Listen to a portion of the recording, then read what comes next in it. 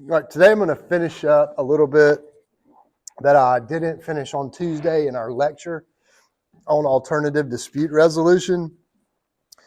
So I want to just sort of outline the three main methods of alternative dispute resolution that exists, what they are, how they work, what their benefits are, and those type things. And the reason this is so important is that I don't have the exact statistic, but a vast majority of all the lawsuits that get filed end up getting resolved before trial or before there's a verdict or a decision made by the court. And that's a good thing for litigants, because if we all had to wait until our day in court came, we'd be waiting a long time. Our courts just don't have the capacity to let every case that's filed go to trial. But another good reason is that if parties can get their dispute resolved sooner than going to trial, then that's a win-win for everybody. The court doesn't have their calendar clogged up. The parties get a resolution sooner. They have less expense, less time away from work, less anxiety, all those things that go along with having an open case. So the first one I want to talk to you about is first method of alternative dispute resolution is negotiation. This is pretty basic. Parties and their lawyers are free to negotiate anytime they want to. I believe that it is malpractice for an attorney to not pick up the phone or send an email or have a conversation with the other side to find out what it is they want, right? If I'm advising my client on their options, the pros and cons, and allowing them to analyze and weigh whether they should settle a case or continue litigating it all the way to trial, I need to be able to tell them what they could settle it for today. They may not want to, and I may not tell them they should, but it's malpractice for me at least not to know what it would take to get their case resolved. There is nothing stopping any lawyer at any point from calling up the other side and asking them either what it is they want or from making them an offer. There's nothing stopping me if I had somebody come to my office yesterday that slipped and fell in Walmart and had videos of it and all this great picture evidence and a good story. There's nothing stopping me from calling up Walmart or going to see their lawyer and saying, hey, my client is going to sue y'all. We haven't filed anything yet, but we're going to. And here's the evidence that I have. He wants $8,000. We'd be willing to give up our right to sue if you want to go ahead and pay him the $8,000. There's nothing stopping me from doing that, and there's not even a lawsuit filed yet. I'm probably not going to get very far with Walmart if I do that, but there's nothing stopping me from it. Negotiation takes place from the beginning to the end. In criminal cases, very often, negotiation takes place during the trial. Stuff comes out that's not good for one side. Maybe my client decided they were not going to plead guilty to the charges and do 10 years in prison, but the trial is going so poorly for us that I might turn to the prosecutor and say, hey, is your deal still on the table? How about that 10 years that you offered? Could we still do that? All the way up until the jury reaches a verdict. Sometimes when the jury is out or the judge hasn't ruled yet, but the trial is finished, you could still negotiate a settlement. It's always the party's right to do that. There are even cases where the jury or the judge might have ruled and awarded and made an award, and the parties could still negotiate that award. Now, why would anybody want to do that if they've got something in hand from a judge or a jury? Like, let's say the jury gives me a $2 million verdict on my personal injury lawsuit. Why in the world would I want to negotiate after that? Maybe the other side offers me $1.5 million. They'll go ahead and pay it tomorrow, and they will give up their right to appeal. I might do that. If the other side appeals, they could win. We might have to redo the trial. So I'm not guaranteed that $2 million verdict. I'm also not guaranteed the verdict anytime soon if they appeal, because appeals take a long time. So point being that negotiations can occur at any point in the litigation process. It's, again, I think, malpractice for a lawyer not to at least engage in some sort of negotiation. Any negotiations that you do back and forth, offers that you make, counter offers, communication back and forth about offers, all that is confidential and cannot be used in trial. And you can, that's obviously because you'd be really, I'd be very reluctant to make an offer if I knew that the other lawyer could put my client on the witness stand and say, well, your lawyer offered to settle this for $200. Now you're asking for $2 million. You know, nobody's gonna, I'd say nobody, but smart lawyers and smart parties are not going to make offers if they know that it could be used against them. So anything that's offered back and forth is confidential, can't be used. That's negotiation. The next one I want to talk about is mediation. So mediation has exploded in popularity over the last 30 to 40 years. It used to be that, mediation was just kind of non-existent. Nowadays, almost all civil cases are required to go to mediation before they go to trial. So mediation is a process that does not involve the judge or the jury or the court. The parties pick a neutral mediator, and then they meet at a place that they agree upon, not the courthouse. It could be a lawyer's office. It could be, like in Columbus, we have a separate building that's dedicated just to mediation. If you're mediating a case, that's where you go to do it. Choose your mediator and you go, and at mediation, you try to settle your case in a way that you both agree upon. So the mediator goes back and forth. They'll put the parties in different rooms, put the lawyers in rooms with their parties, and they'll start with one side and say, okay, what are y'all asking for? And one side will say, let's say it's a personal injury case. We want $4 million. Personal injury cases are pretty straightforward at mediation because most of the time the plaintiff is just seeking a certain money amount, right? The mediator will then go to the other side and say they've offered, or they're asking, $4 million to settle the case. Then the other side can say, well, we'll counter offer at $200,000 or $1 million, whatever they want to counter offer. And the mediator will go back and forth between the room until they either reach a settlement or they reach an impasse where they just agree that they're not going to agree. The mediator is more than just a messenger, though. The mediator would be asking things of each side, like, okay, I see that your offer is $4 million. Tell me how you arrived at that. How much is for medical bills or lost wages? How much is for punishment? How much are you asking for property damage? Break it down for me so that when I go into the other room, I can explain to the other side where your number came from. I'm more likely to be able to convince them to come to somewhere near your number if I can give them the reasoning for it. Then I go to the other side and I say, okay, they're asking $4 million, and here's why. And if the other side says, well, we're still just going to offer $200,000, then I can ask them the same question. Give me the reasoning behind your offer. What do you say about the fact that they've got $2 million in medical bills? What's going to be your strategy at trial to combat that?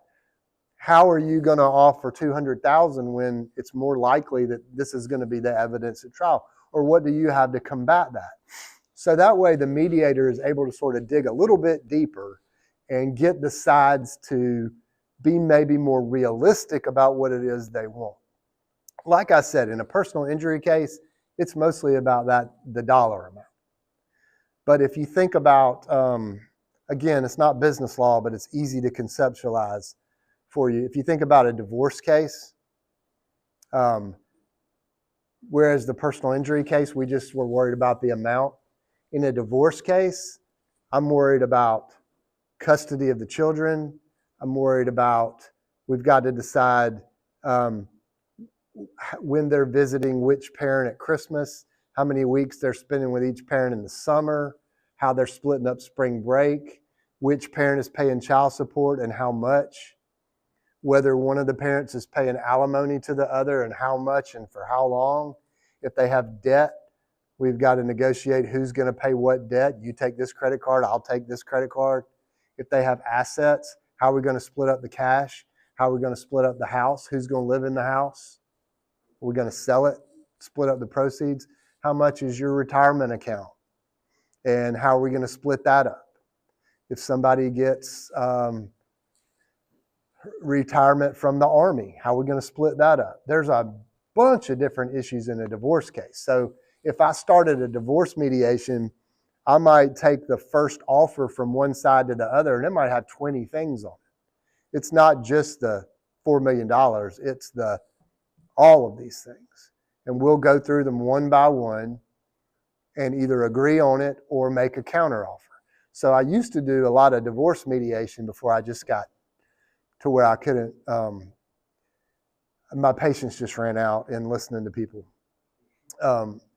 And don't get me wrong, I mean, mediation, divorce it's hard, it's emotional, it's personal to the parties, and I'm respectful of that. I just got to a point where I didn't have the space for it anymore. So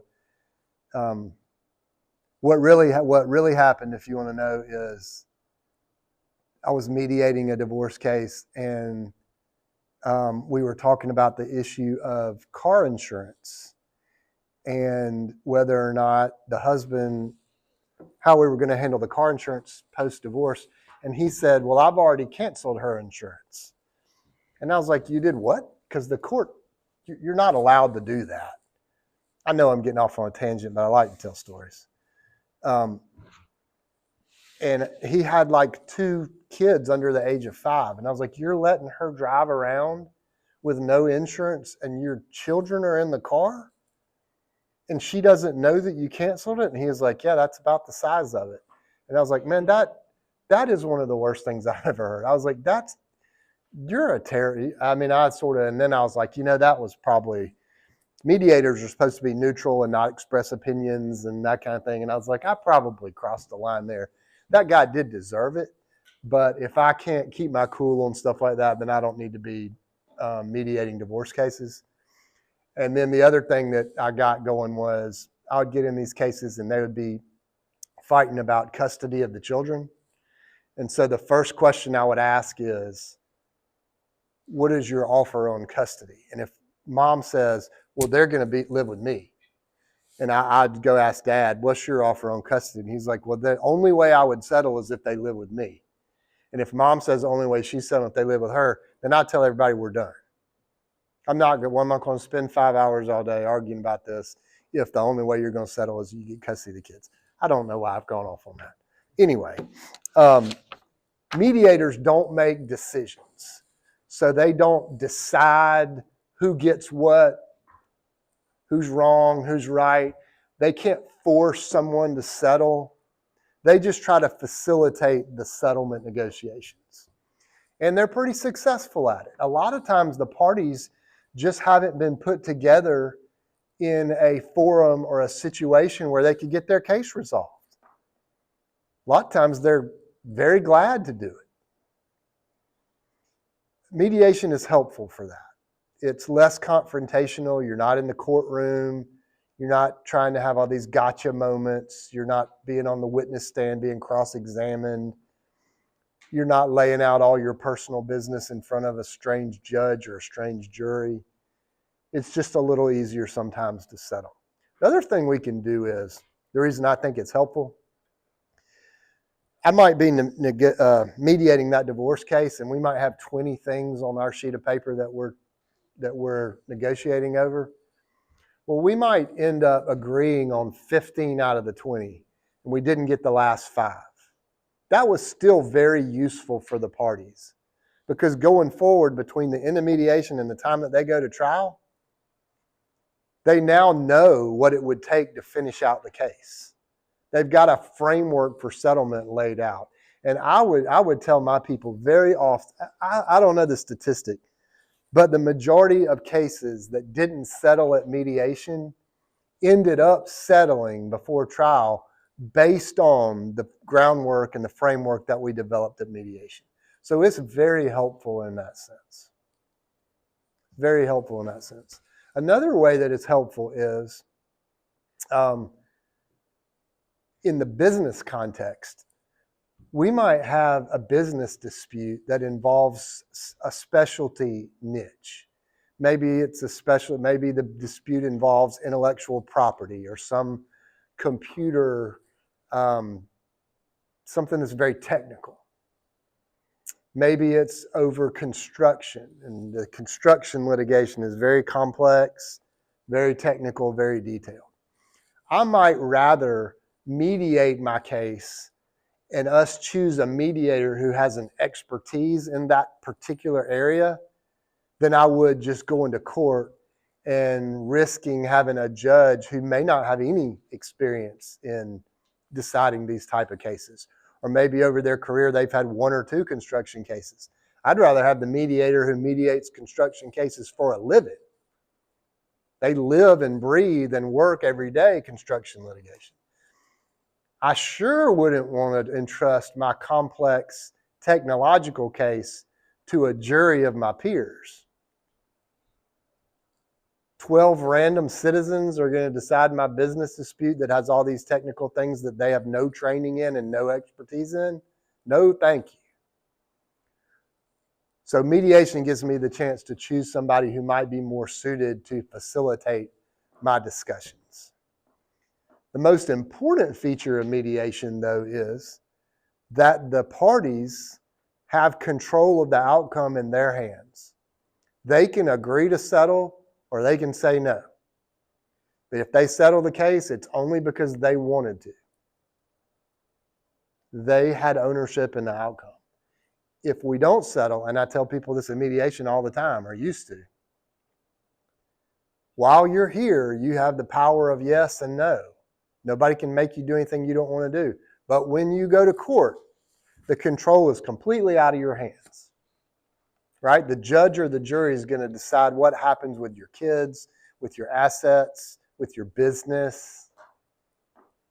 And I understand you can't always settle a case because it takes everybody agreeing to do that. But if you can do it, it's worth trying to do in a way that you can have control over the outcome.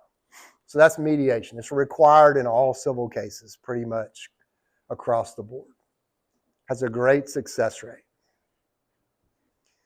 The last alternative dispute resolution method I want to talk about is arbitration. So arbitration is similar to mediation in that it's done out of court. It's done by a neutral person who doesn't know anything about the case, doesn't work for either side, doesn't work for the court, knows nothing about the case going in. But the main difference between arbitration and mediation is that the arbitrator does decide the case. When you finish arbitration, you actually get a resolution. Now, unlike mediation, you don't have the power of yes or no in arbitration.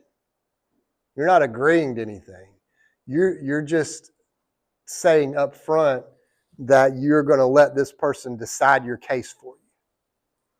So the arbitrator does make a decision. It's almost always a lawyer, and it's almost always a lawyer who has experience and expertise in whatever the lawsuit is about. So I used to actually do some divorce arbitrations as well. Arbitrations are less formal than court. You're not in a courtroom, but you are, we do them around a conference room table mostly, but you're still hearing witness testimony. And the parties are together. We're not in separate rooms like mediation. You're still hearing some testimony. The lawyers are asking questions of witnesses and of other parties, but it's a lot more informal. And I like it because if we have something that's really document intensive, like we're looking at a whole bunch of bank statements or business records, it's a lot easier to be sitting around the table and saying, while you got a witness testifying, hold on a second, can I see where are you getting that from? Or do y'all have that? Are you looking at the same piece of paper I am? We all look at the same page. Whereas if we're in a courtroom, we got a guy on the witness stand, I can't ask him about statements or business records until I've had him identify them and everybody's had a copy. It's just a formal process that's a pain in the rear. So arbitration can be much more efficient than a trial in cases where they're document intensive or information intensive. But probably the most important advantage of it is that you can choose an arbitrator that you can trust has an expertise in the area that's your subject matter of your lawsuit. People also arbitrate because they can get a decision faster than if they waited until their day in court.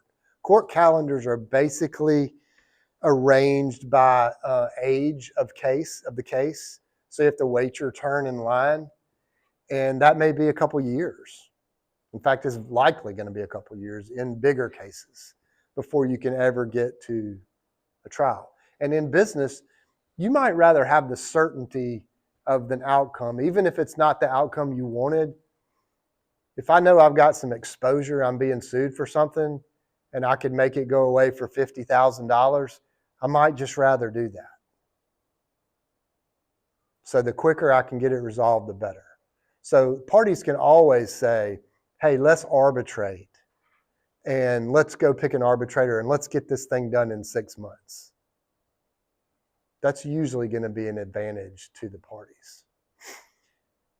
In the business world, you need to be aware that many, if not most, of the contracts that you sign have arbitration clauses in them that binds you, that requires you to use arbitration instead of the court system. Now that might be fine, right? But it might not be. And you might not want to bind yourself up front or limit yourself to only one way of resolving your dispute. You might have a personal injury case that is highly emotional.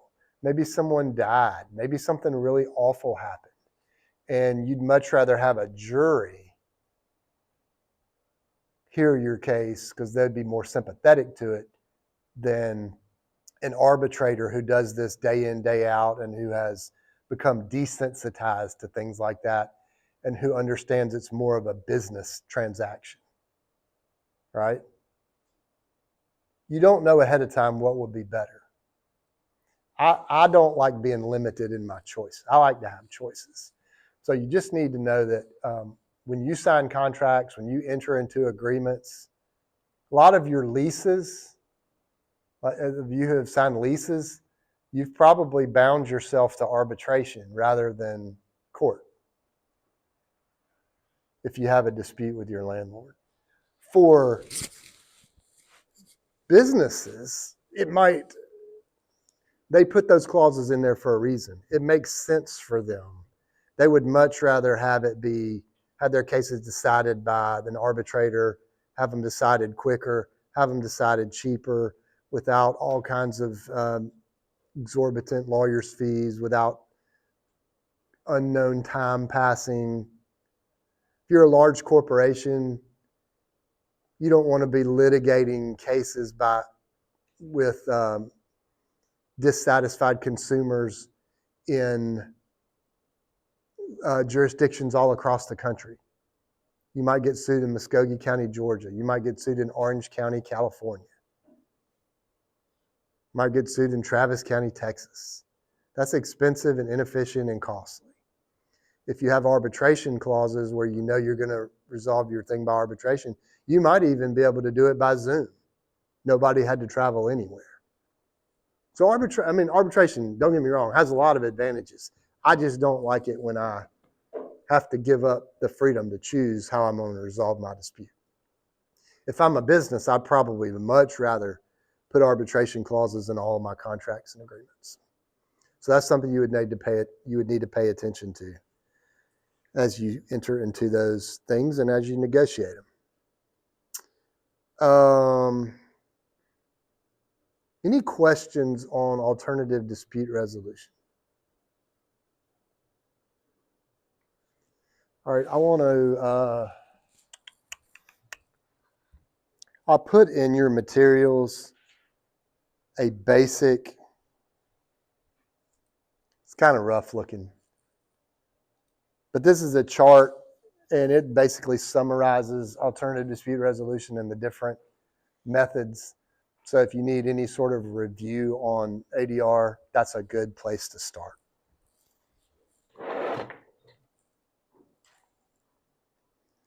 I posted for y'all's review and for us to look at today some examples of discovery and examples of pleadings. So I know it's hard to, I'm going to try to flip through some of this, but if you can pull this up, pull it up. It'll be easier for you to look at. This is a sample complaint. So if you recall from Tuesday, I talked about the things that are filed with the court are called pleadings. The complaint is the pleading that starts a lawsuit. That's what the plaintiff files against the defendant to start a lawsuit. So this is an example of a complaint brought by a patron of Buckhead Saloon in Atlanta. He claimed that he got physically assaulted and beat up by the bouncers at this bar in Atlanta. And he sued them for several causes of action under tort law, which we're going to talk about in a few weeks. But essentially, he's suing them for negligence, assault and battery, intentional infliction of emotional distress, some things like that, and asking for damages related to his injuries, damages to be awarded that would punish Buckhead Saloon, that sort of thing. So in this complaint, and by the way, I'm not quizzing you on any of the content in these samples that we're looking at today.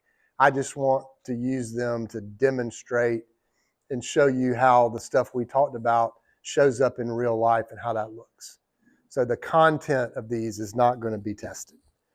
So this complaint, you'll see that it's always going to start at the top and tells you what court you're in, what state you're in, who the plaintiff is, who the defendants are.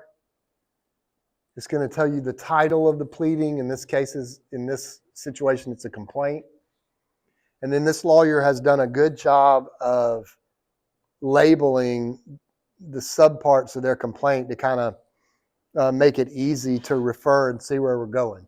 First thing they're going to tell the court here is, here's who the parties are, here's where they live. Plaintiff is a Georgia resident, defendant is a corporation who's licensed to do business in Georgia. And they do business under, they're incorporated under this name, but they do business under this name. They also, if you'll notice in paragraph 3, tell the court that we're also including some defendants that we don't know their names yet. So you're allowed to sue people that you don't know their identity yet. You should call them John Does or Jane Does. 1 through 10, employees and agents of the bar. How do you think that the plaintiff is going to figure out who these defendants' names, what their names actually are? What did we talk about Tuesday that is the part of a lawsuit where you get to find out things like that? Through the discovery process, right? They're going to take the deposition of the bartender or the manager, who all was on duty that night. They could send interrogatories. Give me the name and position of every employee you have and tell me which ones were working that night. going to try to figure out who the identities of those unknown defendants are. Once they figure that out, they'll change their name from John Doe to their actual name. The next section of this complaint lays out the facts as the plaintiff sees them. On the night of June 12, 2017, plaintiff went to Buckhead Saloon, bought drinks, paid his bill, bought a bottle of tequila. On his way out of the bar, was brutally assaulted and beat by some employees of the bar. Punched, kicked, stomped, beat plaintiff all over his body. He's incurred medical bills in excess of $10,000. And then he has sustained, paragraph 9, pain and suffering that he wants to be compensated for. So then they've broken this complaint up into sections that talk about how the law allows him to sue Buckhead Saloon for the actions of its employees and agents. It's going to break up this complaint into sections for the specific torts that he's suing for, negligence being one. And they get into assault, and they get into battery. They get into intentional infliction of emotional distress. They get where they're asking for punishment, for damages as punishment. And then they conclude the complaint by telling the court what it is they're asking the court to do in the lawsuit. When Buckhead Saloon files their answer to this complaint, they're going to go paragraph by paragraph and mirror the complaint's language and either admit or deny, or admit in part and deny in part, the allegations in the complaint. So the Buckhead Saloon's answer might look like this. They will have a paragraph 4 in their answer that says, Buckhead Saloon admits that plaintiff was an invitee at Buckhead Saloon on June 12, 2017. Defendant Buckhead Saloon denies that plaintiff was at all times well behaved and paid his bill at the end of the evening. They might go down on paragraph 6. I can promise you that they're going to deny that the plaintiff was brutally assaulted and beaten. Okay, the complaint and answer are not what the court or the jury is going to use to decide the case. So the judge is not going to look at what Mr. What was his name? Brett something, wasn't it? Mr. Chance. Not gonna look at what Mr. Chance wrote in his complaint and what Buckhead Saloon said in their answer and decide the case. They're going to need to hear evidence and witness testimony on all these things. But if the plaintiff doesn't ask for it or allege it in the complaint, then he can't recover for it at trial. So it does have to be basic enough to lay out everything that he thinks happened and everything that he's basing his claims on and what he's asking the court to do.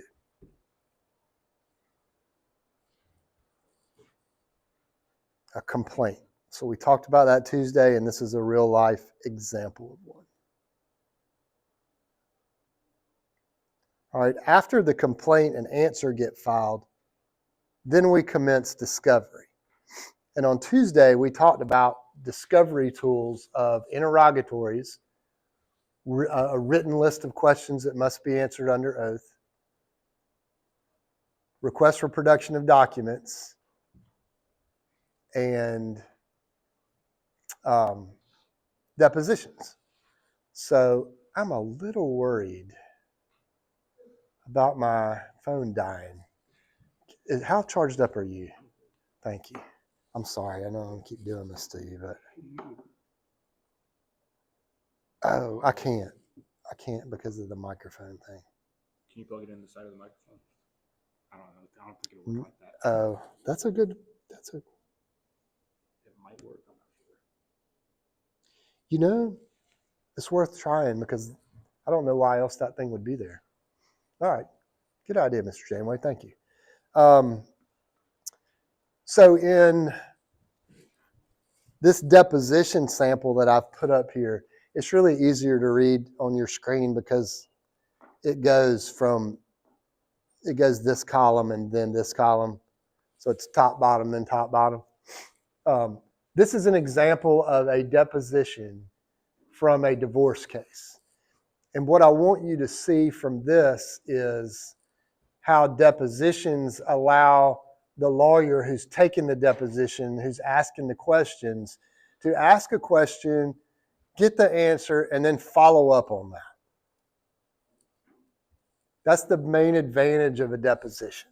You're not stuck to a script or a certain list of questions that you have to stick to.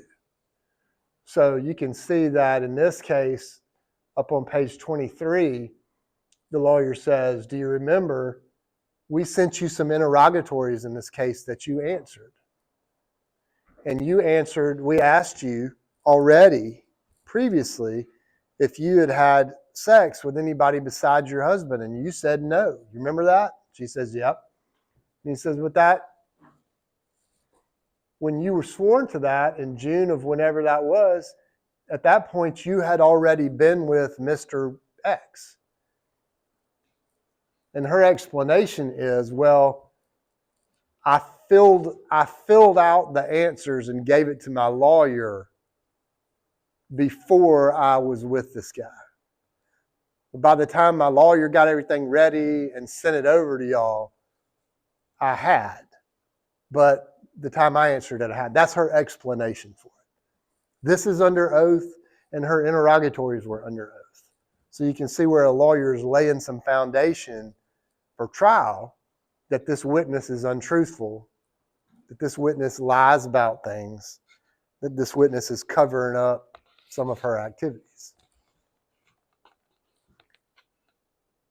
He would not have been able in the interrogatory to follow up in the way that he does here, because he would have just gotten the answer in the interrogatory. He didn't think it was truthful or accurate, but he wasn't able to do follow-up on the interrogatory, but he sure could here. He can ask questions, get answers, and see where it takes him. Example of deposition.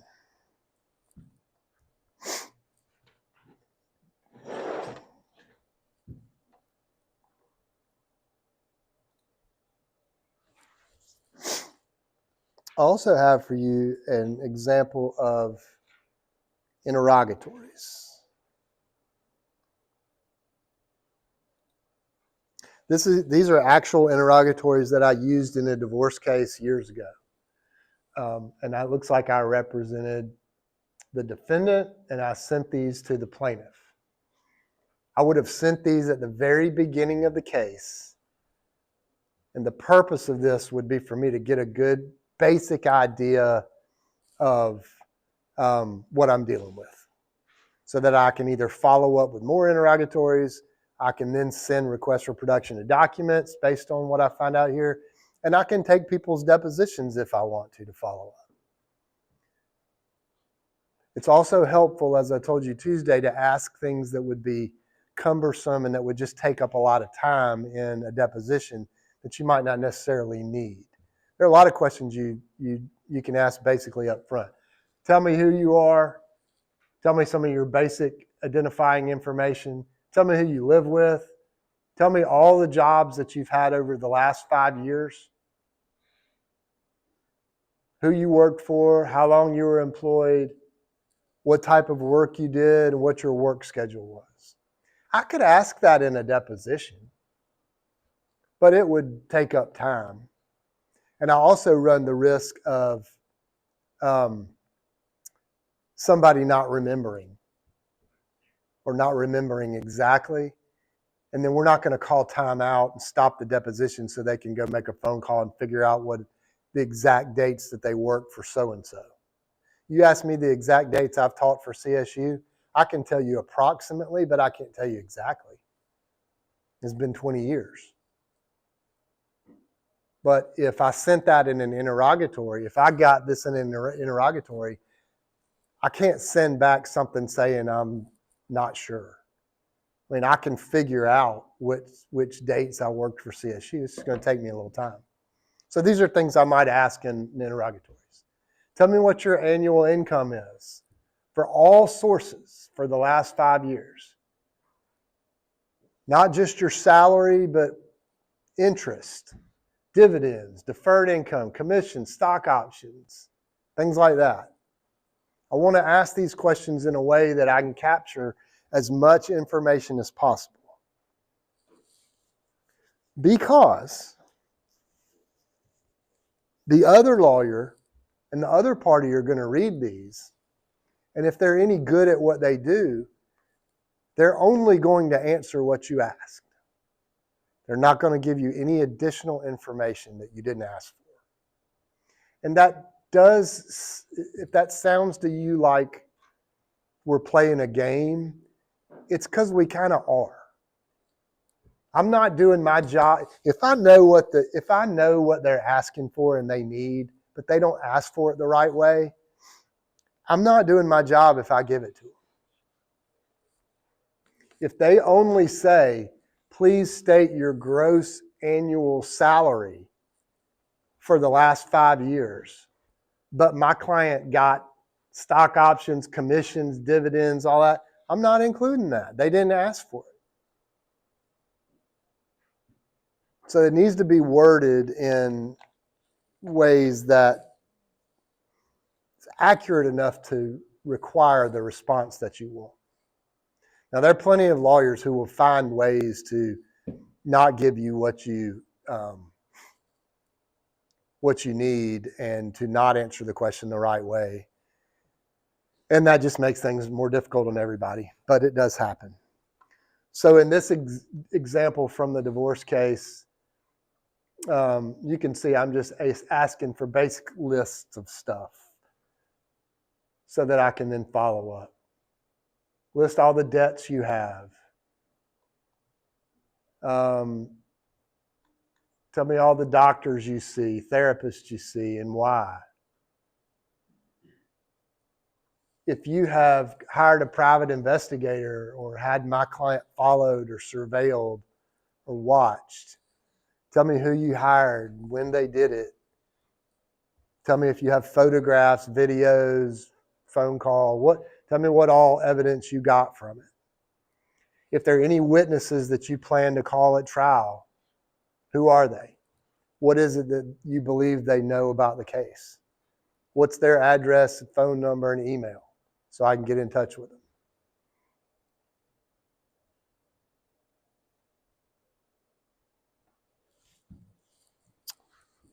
That is a basic example of interrogatories.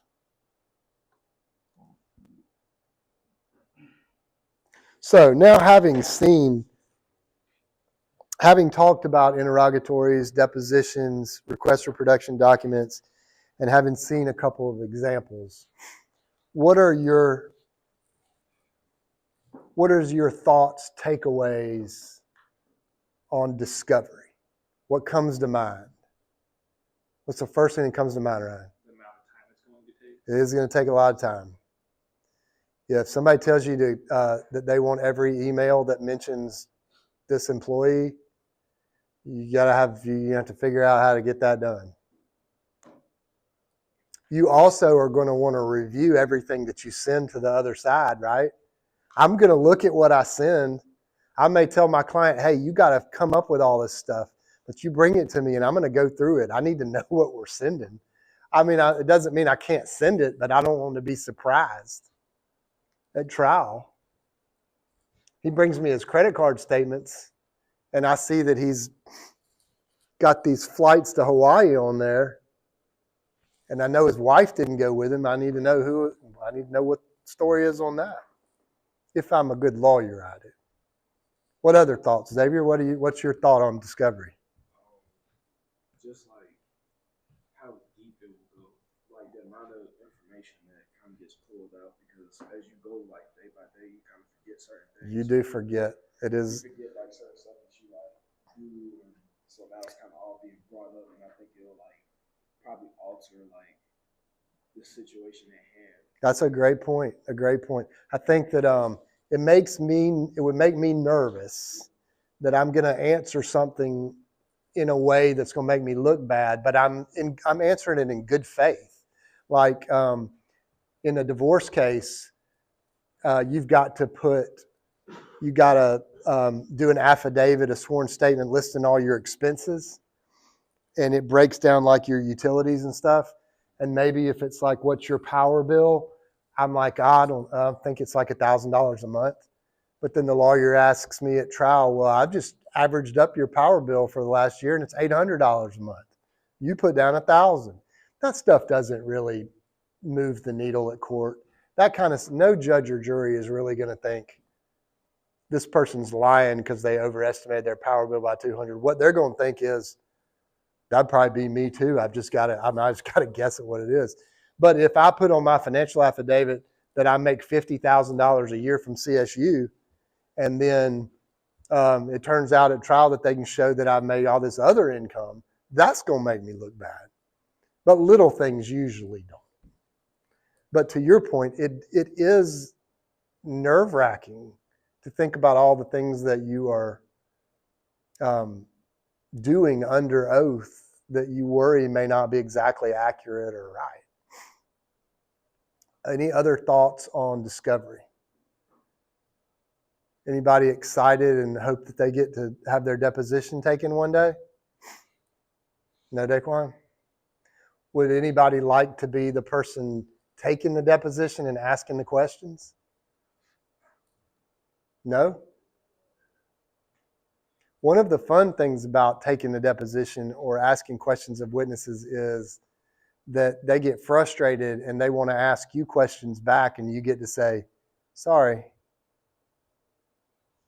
I get to ask the questions, you got to answer them. I'm not the one being deposed. I'm not the one on the witness stand. So what is it? Yes or no? All right. Let's then turn to the Arrow Toy Store versus Greaves case. And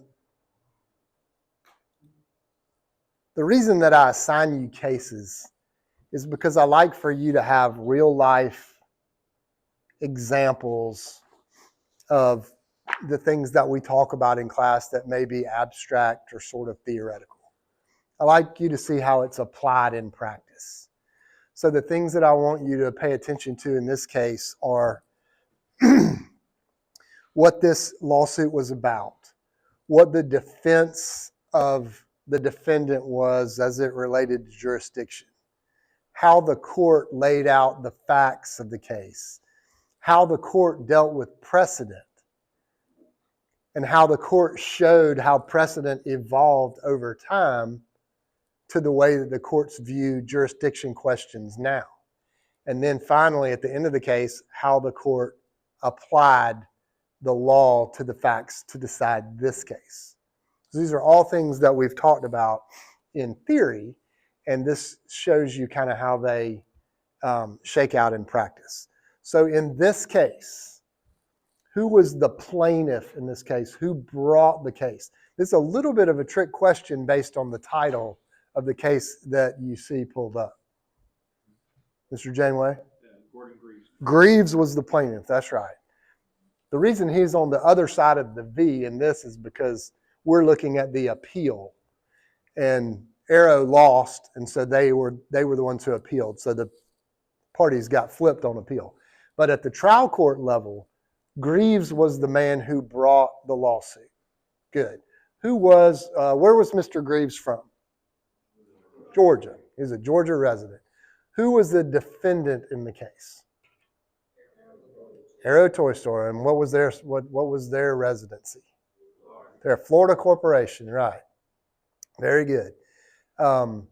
This case involves the purchase of a car by Greaves from Arrow over the internet, over eBay Motors. And Greaves didn't leave his home to buy the car.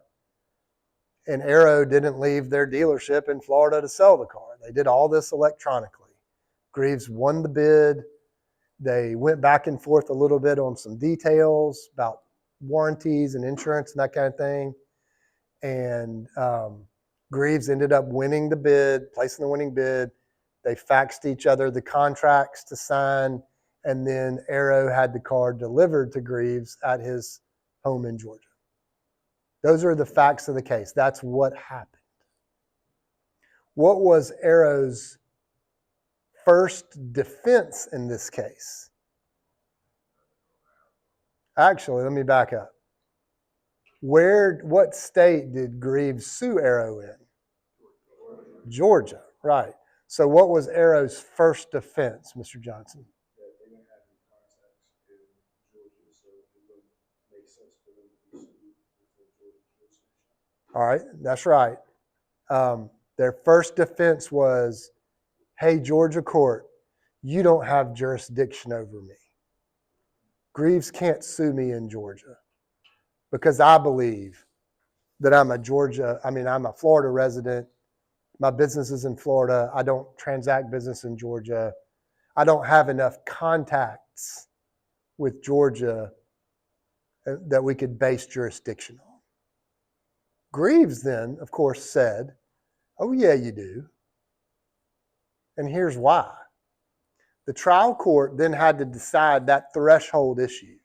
Do we have jurisdiction over Arrow or not? What did the trial court decide when it came to jurisdiction? Yes, that's right. Moss is nodding. They said, yes, we do have jurisdiction. Arrow did not agree with that, so they did what? They appealed that decision. So this is a great real-life example of the difference between what a trial court does and what an appeals court does. Remember how I told you on Tuesday or last week that trial courts decide the facts, what happened, and they decide the law too. But on appeal, the appellate court doesn't decide what the facts are. They're only deciding to see if the law was applied correctly or incorrectly. So when you see this paragraph that starts Arrow's contacts with Georgia, Arrow tendered an affidavit of its automotive manager to show that it does not have any agents, representatives, officers, employees in Georgia. It's not licensed in Georgia. It doesn't own or rent any property in Georgia. It doesn't maintain an office in Georgia. It has no subsidiaries or business affiliates. All that are facts that would come out at the trial court level through witnesses and testimony and evidence. When we get to the appeal of the case, the appeals court is not going to look at this and decide what the facts are with regard to what Arrow did or didn't do in Georgia. Okay? That was already decided at the trial court. They are a Florida corporation. They're not licensed in Georgia. They don't have businesses in Georgia. This transaction was consummated on eBay Motors. There were emails back and forth. There were fax contracts back and forth. Those are the facts. The appeals court is not going to go back and look at them and hear testimony again and redecide what the facts are. The issue for the appeals court is, based on these facts, did the court make a mistake in ruling that they had jurisdiction over Arrow Toy Store? That's the question for the appeals court. So then the court is going to take you through their decision-making process. They're going to tell you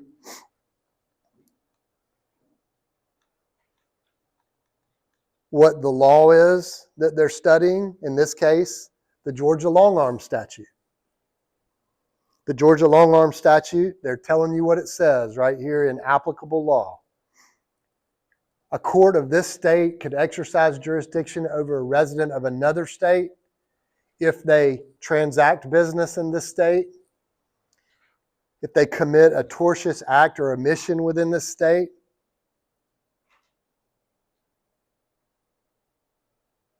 or if they do so and they regularly do or solicit business, engage in any other persistent course of contact, derive substantial revenue from goods or used in this state, on and on. We talked about that Tuesday. That's the basis for long-arm jurisdiction. The reason that it would be fair for a Georgia court to allow a non-resident to be sued here. So it tells you what the law is. The next step is the court's going to take you through how they have applied this law over time, the precedent, the case law that would be binding on these courts.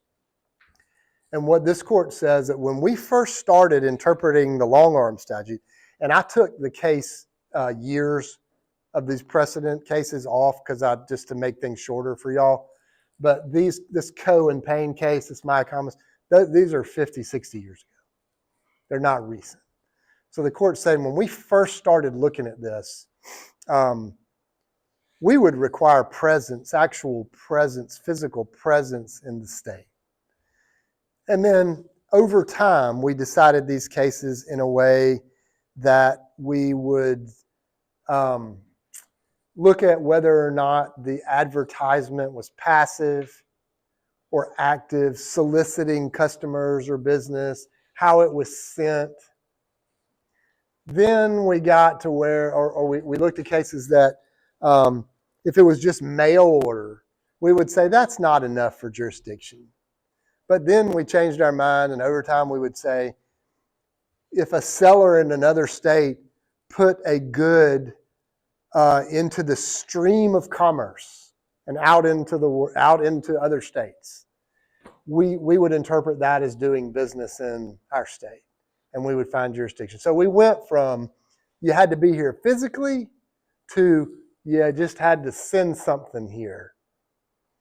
And then something called the internet happened, and that really changed the way we looked at these things. And now pretty much, if you have had some communication or interaction with your customer in this state, if your internet business reaches out, accessible to people in this state, we're going to find that you're subject to long-arm jurisdiction. And in this case, it applied the facts, or it applied the law to the facts as saying,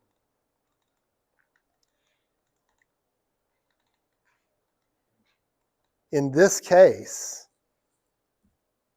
there was interaction between the parties. There was that ask the seller a question button. The seller asked a question.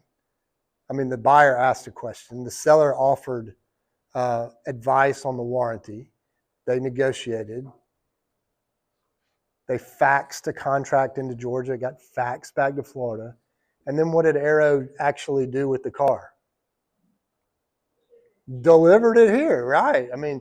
I can't imagine placing something in the stream of commerce to Georgia more than I can driving the actual vehicle here and dropping it off at the customer's residence. So, did anybody think that Arrow, I'm going to ask it a different way. I was going to ask if you thought Arrow had any good arguments. But instead, let me ask, what do you think was the best argument Arrow had? You don't have to agree with it. What do you think was their best argument?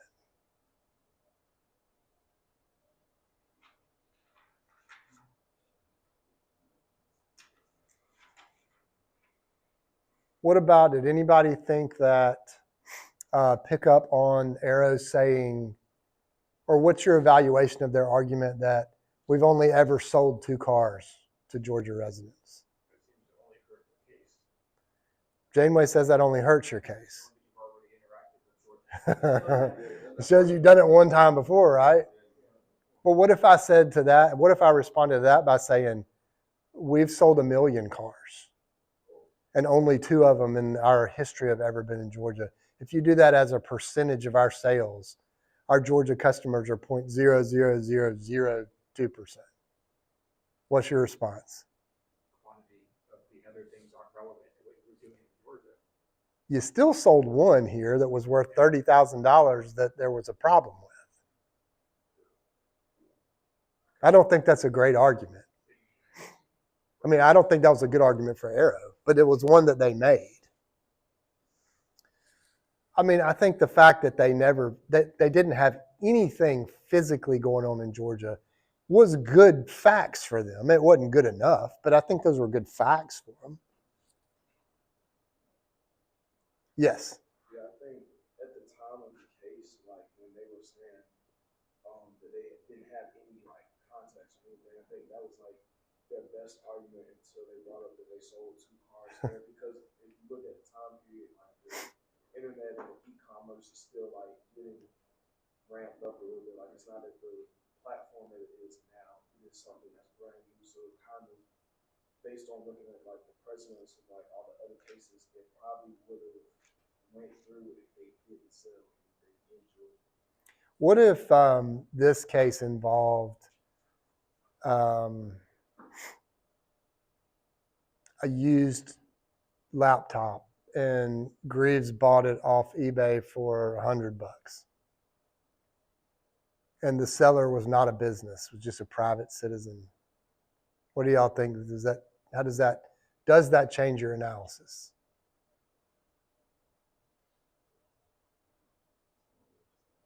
I mean, it's not quite the same. You're still sold something that you're sending to Georgia, but you don't have the weight of it's a $30,000 car. You're a business, that could change. I mean, that might have an impact on it. Well, you bring up a great point, Xavier. A lot of things that happen don't get don't get litigated in court because it costs more to do that than it would be to just let it go. That's the sad thing, but that's a fact. You're going to hire a lawyer for $10,000 to recover the $100 on the laptop? I'm not. I mean, I might in my lawsuit ask that the defendant pay for my lawyer, but I might not get that. I'm not guaranteed that. Do I want to wait 2 years to get that resolved? I don't even want to wait 6 months to get that resolved. All right, anybody have any thoughts, takeaways, observations on this case? Mr. Moss. Well, this is kind of broad, but I feel like you could see this happening a lot more today because I think I recently just heard something about how a lot of people try to scam you out of stuff through eBay, through online sales. So I was just kind of wondering, like, if this does occur more often now since the internet, selling stuff online is such a big thing. If what occurs? Loss, disputes? Like these types of cases. Yeah, I would say absolutely. I mean, if I bought this car, if I paid $30,000 for a car, I'm definitely suing. I might not sue for that $100 laptop. But yeah, I think it happens way more prevalent now. You brought up something else, though. Scams are everywhere. And I don't know what the answer is on that, but that's a whole nother discussion for a whole nother day of how bad that is and how easy they are to fall for. Belonged to this group of adoption lawyers in Georgia, and I was treasurer of it a couple of years ago. And I got an email from the president saying, would you pay this invoice that we got for computer work that we had done to our website? And now my first reaction was, sure. And then I looked at it some more, and something was fishy about it. And I asked her, and she was like, that didn't come from me. But I almost just Venmo'd the dude $600 for computer work because that's something we do. I have paid bills to the website people before. But they were just fishing online, like looking up officers of groups and sending email to treasurers from the president. And they had like made it her actual name somehow. But I noticed that the email address didn't add up, even though it showed as her name. But I almost Venmo'd the money to them. Anyway, this week you have a quiz. It's like 22 questions, I think. May even be true, false. But it's over the lecture The outline, anything that's in the outline is fair game, and this Arrow toy store case. That is the only thing that the quiz is over, and then we'll be done with this. Next week, haven't decided what we'll start next week. It frankly depends on whether we have class or not. So your quiz is due Monday night. There is a discussion question this week, and if you came in late, raise your hand. I don't think anybody came in late today. All right, got y'all. Have a great weekend. Thank you, Ryan, for this. Was it actually charging? I don't know, but it did not. All right. So let's